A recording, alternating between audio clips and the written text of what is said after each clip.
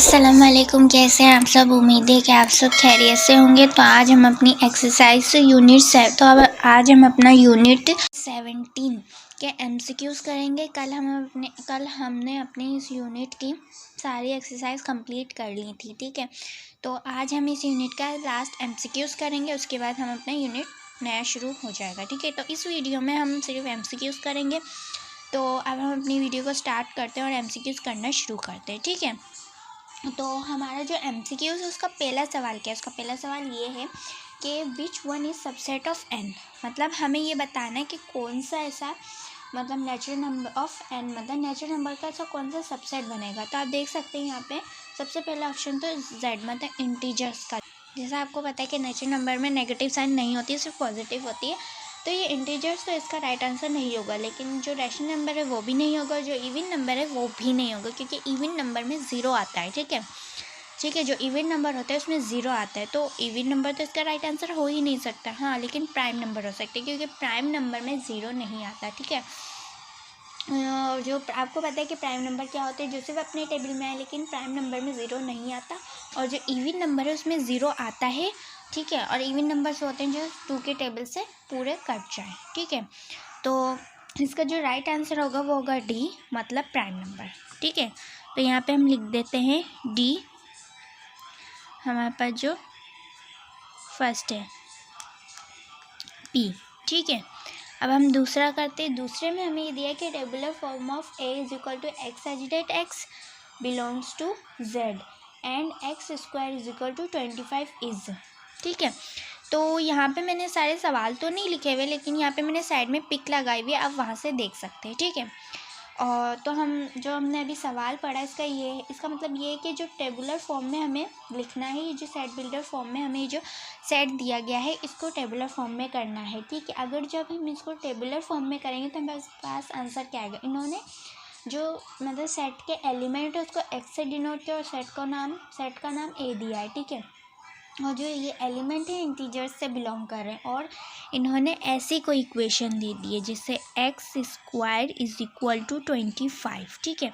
अब जब हम इस पर taking root on both side लेंगे तो स्क्वायर स्क्वायर से कैंसिल हो जाएगा और हमारे पास आ जाएगा 5। तो आप जानते हैं कि जब हम किसी वैल्यू का स्क्वायर रूट निकालते हैं तो जब उसका आंसर आता है वो तो प्लस माइनस दोनों में आता है ना। तो यहाँ पे जो हमारा राइट आंसर होगा वो होगा बी, मतलब -5 और +5। तो यहाँ पे हम लिख सकते हैं बी, ठीक है, -5 और +5। तो तीसरे में हमें दिया है कि for 2 sets A and B if O A is equal to O B then. तो हमें बताना है, जैसे हमारे पास 2 सेट है, एक तो ओ बी। अब जैसे यहाँ पे आप देख सकते हैं कि यहाँ पे ओ लिखा हुआ है। ओ मतलब क्या, जैसे ये जो ओ है ये सेट के एलिमेंट को डिनोट कर रहा है, और ये जो ए है ये सेट को डिनोट कर रहा है। तो इन्होंने ये बोला है कि जो ओ ए है, मतलब जो सेट के जो एलिमेंट हैं वो नंबर ऑफ़ एलिमेंट वो बराबर हैं बी सेट के नंबर ऑफ़ एलिमेंट से। तो ऐसे सेट क्या कहलाता है आपको पता है। ऐसे सेट इक्विवेलेंट सेट कहलाता है, ठीक है।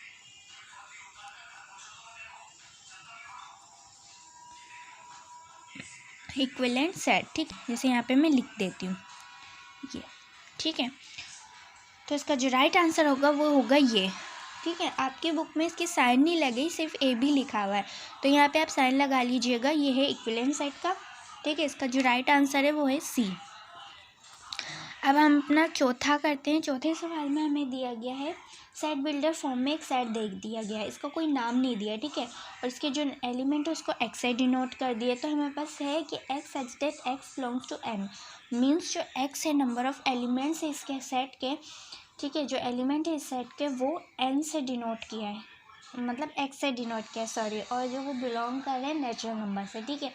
और इन्होंने बोला जो एक्स होना चाहिए, मतलब जो एलिमेंट होना चाहिए नेचुरल नंबर का वो 1 से लेस देन होना चाहिए, छोटा होना चाहिए।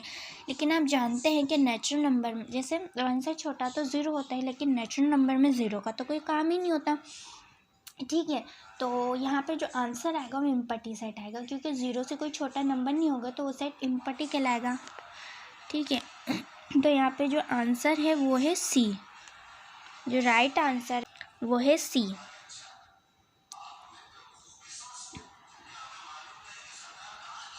एम्पटी सेट, ठीक है। तो अब हम पाँचवा करते हैं। पाँचवें में हमें दिया है कि अगर if A is equal to 1 2 3 and B is equal to 2 4 6, तो हमारा एसिमेट्रिक डिफरेंस बी क्या आएगा। तो पाँचवें में हमें एक सेट दिया है, दो सेट दिए हैं, ठीक है। एक है हमारे पास ए, वो है 1 2 3 और 4, ठीक है। और हमें दूसरा दे दिया गया है बी 2 4 और 6। अगर हम इसका सिमेट्रिक डिफरेंस निकालेंगे तो हमारे पास आंसर क्या आना चाहिए। तो जब हम इसका सिमेट्रिक डिफरेंस निकालेंगे तो हमारे पास आंसर आएगा, जैसे 2 2 से कैंसिल हो जाएगा, 4 4 से, तो हमारे पास बचेगा 1 3 और 6, ठीक है। तो यहाँ पे हमारे आंसर जो आएगा वो 1 3 और 6 आएगा। आपकी बुक में रॉन्ग आंसर है, उसमें इन्होंने 6 को मतलब बी को, ठीक है, बी को इन्होंने जो है टिक किया हुआ है, लेकिन ये रॉन्ग आंसर है, ठीक है। तो आई थिंक मिस्टेक हो गई होगी, ठीक है। तो आप सही कर लीजिएगा। तो जो राइट आंसर होगा वो होगा डी, मतलब 1 6 डी 1 3 6 सॉरी 1 3 और 6, ठीक है। तो इसका जो राइट आंसर है वो ये है 1 3 6, मतलब डी। अब छठा देखते हैं। छठे में which operation is not commutative. तो इन्होंने बोला कि ऐसा कौन सा ऑपरेशन है जो कम्यूटेटिव नहीं है। मतलब ऑपरेशन से मुराद जैसे ए यूनियन भी हो गया, बी इंटरसेक्शन ए हो गया, ठीक है, ए सिमेट्रिक डिफरेंस भी हो गया, ए डिफरेंस भी हो गया, तो इसे हम ऑपरेशन कहते हैं, ठीक है। तो आप तो जानते हैं कि कम्यूटेटिव प्रॉपर्टी क्या होती है। कम्यूटेटिव प्रॉपर्टी ये होती है कि हम अगर ए यूनियन बी करें या बी यूनियन ए करें तो हमारा आंसर सेम आना चाहिए, सही है। तो इसमें जैसे यूनियन, तो आपने पिछली जो मतलब एक्सरसाइज थी उसमें हमने ये कम्यूटेटिव प्रॉपर्टी यूनियन और इंटरसेक्शन दोनों में अप्लाई की थी। तो आपको तो पता है कि यूनियन और इंटरसेक्शन तो मतलब ये दोनों ऑपरेशन तो होते हैं, इन दोनों पे कम्यूटेटिव लॉ जो होता है वो अप्लाई होता है, ठीक है। अब बच गए सिमेट्रिक डिफरेंस और डिफरेंस। जैसे सिमेट्रिक डिफरेंस में भी कम्यूटेटिव जो लॉ होते हैं वो अप्लाई होता है। कैसे, जैसे अगर हमने ए सिमेट्रिक डिफरेंस बी किया तो हमारे पास 1 3 6 आया, ठीक है। अगर हम बी सिमेट्रिक डिफरेंस ए करेंगे तो हमारे पास फिर भी यही आंसर आएगा, क्योंकि इन दोनों में जो दोनों होते हैं उनको हम कैंसिल कर देते, काट देते, लेकिन जो दोनों में बच जाते हैं वही हम लिखते हैं, ठीक है। तो सेम ही आएगा। लेकिन जब हम डिफरेंस करेंगे ना ए डिफरेंस बी, तो हमारे पास आंसर सेम नहीं आएगा। जैसे इसमें ये होता है, जैसे हमने ए डिफरेंस बी किया तो हमने इसको 4 को और 4 को काट दिया, ठीक है। जब ए डिफरेंस बी करेंगे तो हमारे पास जो पहला सेट होगा, पहला सेट जो हमारे पास है वो ए है, तो हम सिर्फ इसके एलिमेंट लिखेंगे, जाहिर सी बात है, आपको पता है डिफरेंस में हम यही करते हैं। लेकिन तो हमारे पास आंसर क्या आएगा 1 3, ठीक है, 1 3 आएगा, क्योंकि 2 तो और 4 भी कट गया, ठीक है। लेकिन जब बी डिफरेंस ए करेंगे तो जब भी हमारे पास आंसर जो होगा वो सेम नहीं होगा, मतलब अलग आंसर होगा। क्यों, जैसे मैंने आपको पहले भी बताया था, ए डिफरेंस बी में हम उसके एलिमेंट, उस सेट के एलिमेंट लिखते हैं जो पहले लिखा हुआ होता है। तो यहाँ पे ए पहले लिखा हुआ है तो ए क्या आएगा। अगर यहाँ पे बी पहला लिखा होता है तो बी आता, और बी अगर हम लिखते तो 6 आंसर आता। उम्मीद है कि आपको ये बात समझ आ गई होगी, है ना। तो ये ठीक है। तो इसके लिए जो ए डिफरेंस बी है उस पर कम्यूटेटिव जो लॉ है वो अप्लाई नहीं होगा, तो हमारा जो राइट आंसर होगा वो होगा 6, ठीक है। तो यहाँ पे हम लिख देते हैं, जो हमारा राइट आंसर होगा वो होगा सी। तो यहाँ पे हम लिख देते हैं डिफरेंस।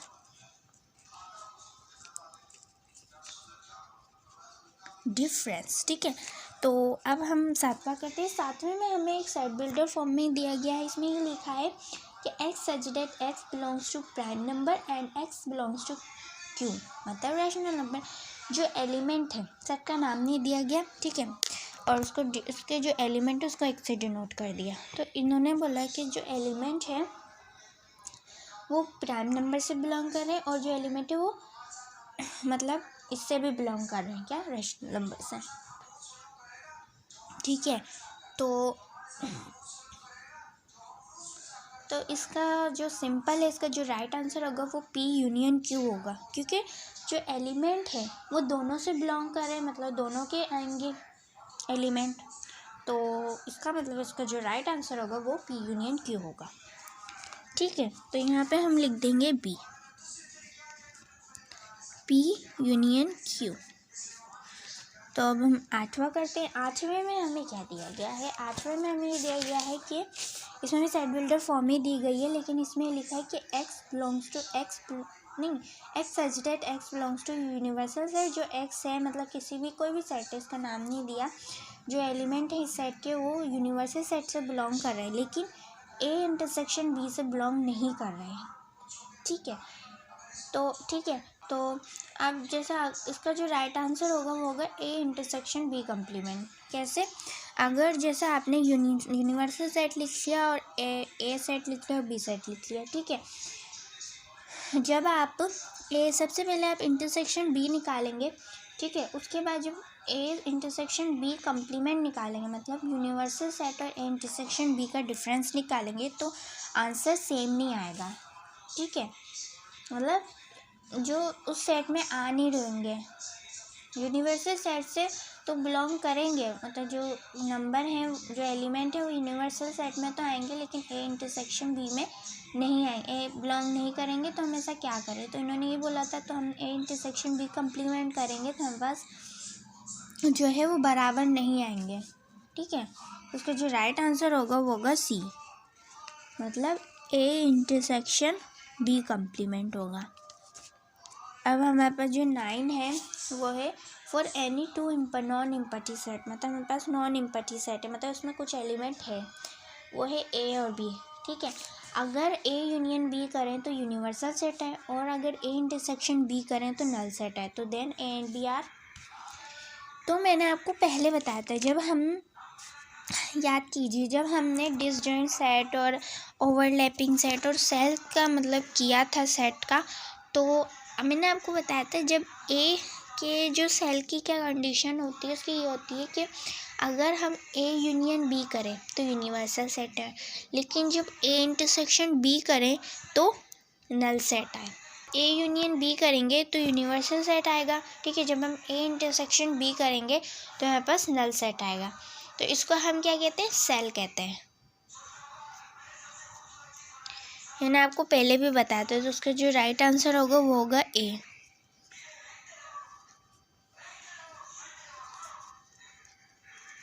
टेन करते हैं।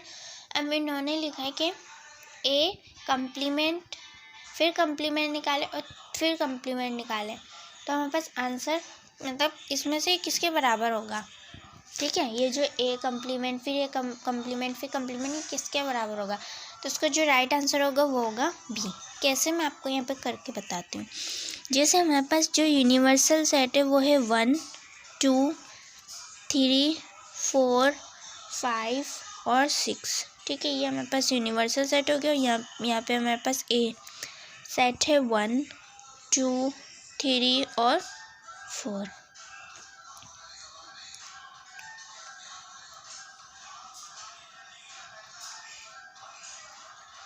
सही है, तो जब हम यूनियन मतलब यूनिवर्सल सेट और ए का डिफरेंस निकालेंगे तो हमारे पास आएगा 5 और 6। ठीक है, लेकिन जब हम यूनिवर्सल सेट और ए कम्प्लीमेंट मतलब कम्प्लीमेंट निकालिए हमने ए कम्प्लीमेंट, अब यूनिवर्सल सेट का और ए कम्प्लीमेंट का डिफरेंस निकालेंगे तो हमारे पास आंसर क्या आएगा? 5 6 तो कट जाएगा, बचेगा क्या? 1 2 3 4 1 1 2 3 और 4। ठीक है, तो ये आ गया। अब इसके बाद हम इसका और इसका कम्प्लीमेंट निकालेंगे तो हमारे पास क्या आंसर आएगा?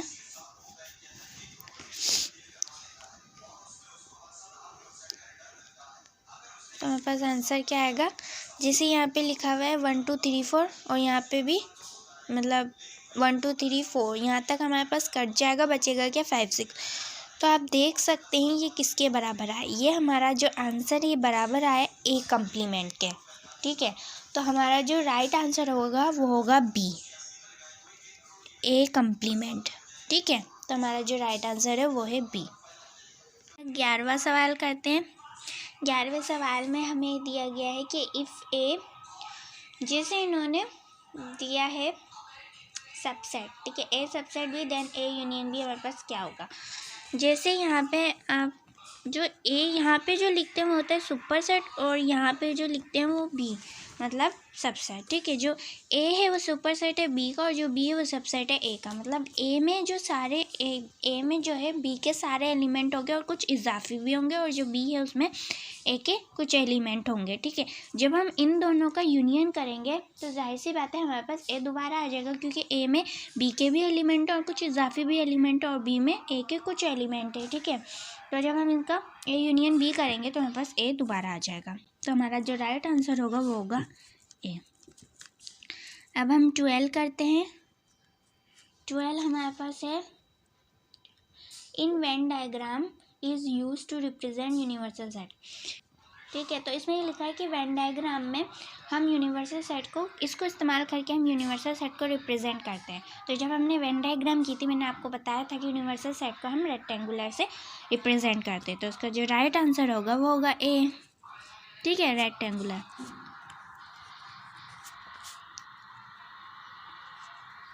रेक्टेंगल, ठीक है। तो यहाँ पे हम अब 13 लिखते हैं।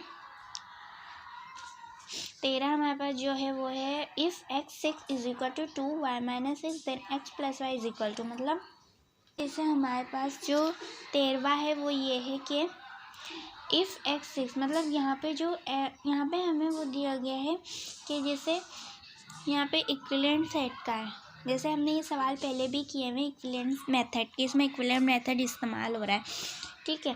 तो जैसे यहाँ पे मैंने x को a का नाम दे दिया, जैसे यहाँ पे मैं इक्वेशन लिख देती हूँ। यहाँ पे हमारे पास है x6, ठीक है, और is equal to 2y minus 6। जब हम जैसे ये a है ये b है, ठीक है, ये c है ये d है, तो आपको पता है इक्विवेलेंट मेथड में क्या होता है। इक्विवेलेंट मेथड में a is equal to c होता है और b is equal to d होता है, ठीक है। तो यहाँ पे x हमारे पास ये है और यहाँ पे x इज इक्वल टू 2 हो गया, a is equal to c हो गया, अब b हमारे पास है 6 is equal to y minus 6। अब जैसे यहाँ पे है y माइनस 6, जब ये माइनस यहाँ है तो वहाँ जाके हो जाएगा प्लस 6 प्लस, ठीक है, इज इक्वल टू y। जब हम इसको सॉल्व करेंगे तो हमारे पास आंसर आ जाएगा y इज इक्वल टू 12, ठीक है। तो इन्होंने बोला x प्लस वाई क्या होगा, तो जब हम 12 को और 2 को प्लस करेंगे तो हमारे पास आंसर आ जाएगा 14, ठीक है। तो इसका जो राइट आंसर होगा वो होगा डी, मतलब 14।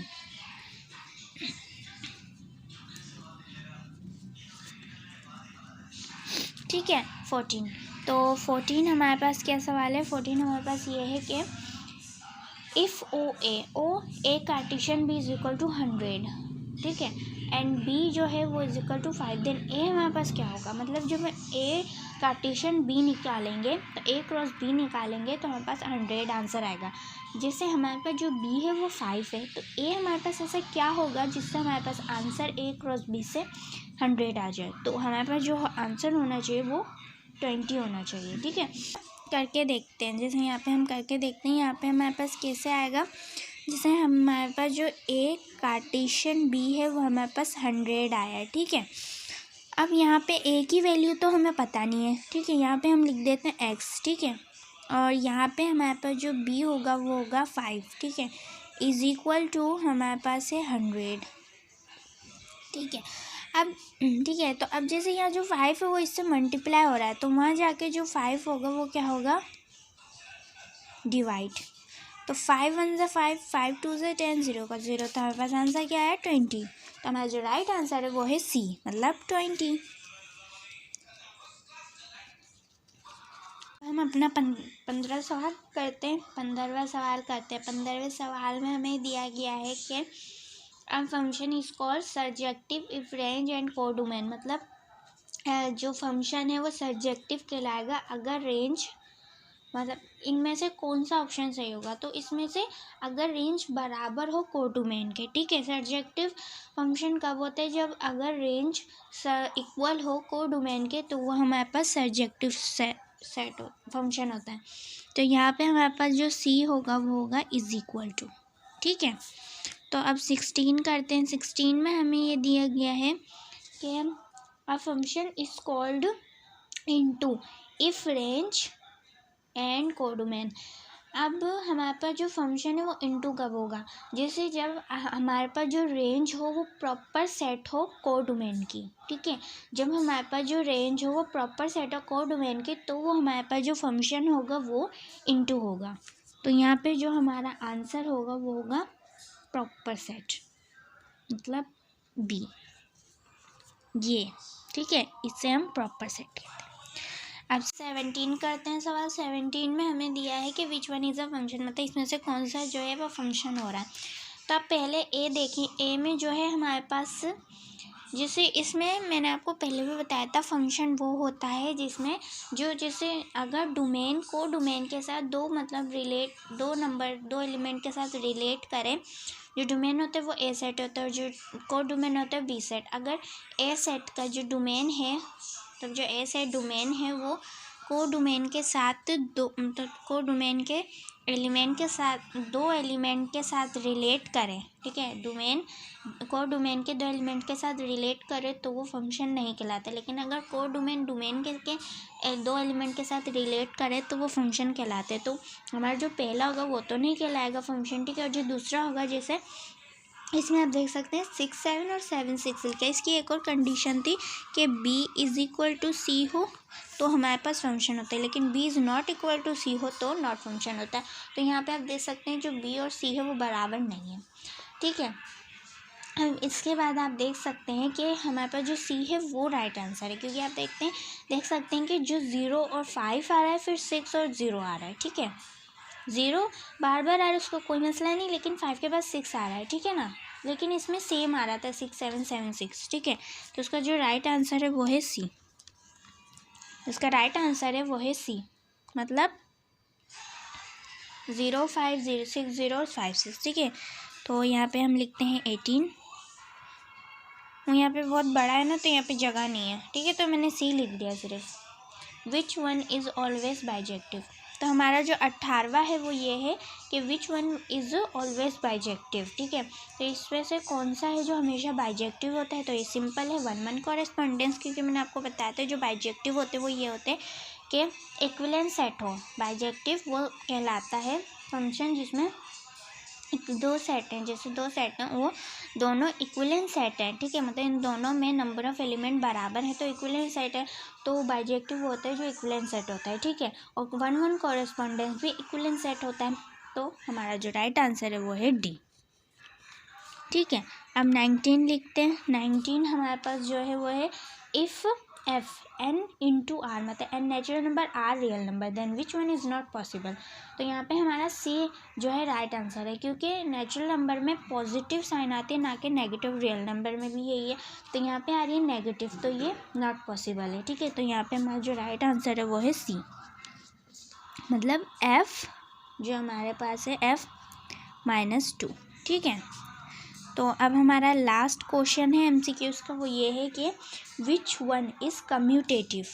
तो आपको पता है इसका कौन सा कम्यूटेटिव होगा, वो होगा यूनियन, ठीक है। तो यहाँ पे हमारे पास होगा यूनियन, बी राइट आंसर है, यूनियन, ठीक है। तो जैसे आप जानते हैं कि डिफरेंस में तो मैंने आपको पहले करके दिखा दिया था कि डिफरेंस तो कम्यूटेटिव ला, मतलब डिफरेंस में तो कम्यूटेटिव ला अप्लाई नहीं होता, ना ही कार्टेशियन प्रोडक्ट में होता है, ठीक है। बस यूनियन में होता है। तो इसका राइट जो आंसर होगा वो होगा बी, ठीक है। तो ये हमने कर लिए सारे सवाल MCQs के इस लेसन के, इस यूनिट के, ठीक है। तो ये थी आज की हमारी वीडियो, और आज हमारा जो यूनिट 17 है सेट एंड फंक्शन वो कंप्लीट हो चुका है। हमने सारे सवाल कर लिए और आज हमने इसके लास्ट MCQs भी कर लिए, ठीक है। तो अब अगली वीडियो में हम यूनिट 18 स्टार्ट करेंगे। तो आई होप आपको ये सारे सवाल समझ आए होंगे। यूनिट 17 के जो MCQs हैं आई होप आपको समझ आए होंगे। तो अगर आपको ये वीडियो पसंद आई हो तो प्लीज़ लाइक कीजिए, सब्सक्राइब कीजिए and don't forget to press the bell icon, ताकि आपको मेरे वीडियोस की अपडेट मिलती रहे, ठीक है। तो फिर अपनी दुआओं में याद रखिए। अल्लाह हाफिज़।